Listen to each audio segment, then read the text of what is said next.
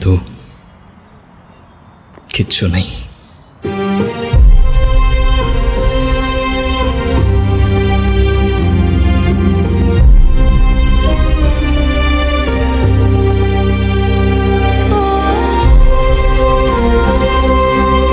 কি ব্যাপার, ওরা দুজন দু জায়গায় কেন?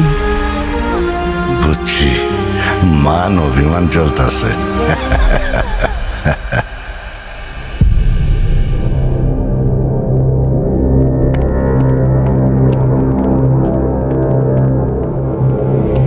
এই কে আপনি? কারে চাই?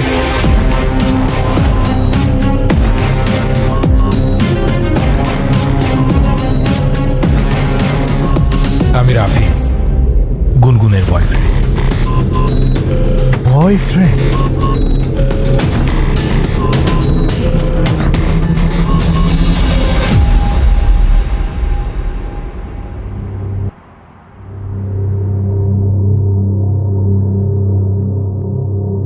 গুনগুন, কি হচ্ছে এসব? ছেলেটা কি বলছে এ সমস্ত?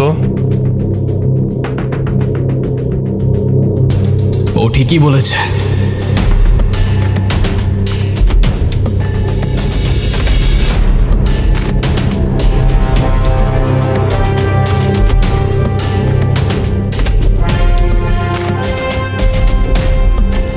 আমি গুনগুনের কিছুই না, আমাদের বিয়ে হয়নি, আর এতদিন যা ছিল তার পুরোটাই ড্রামা।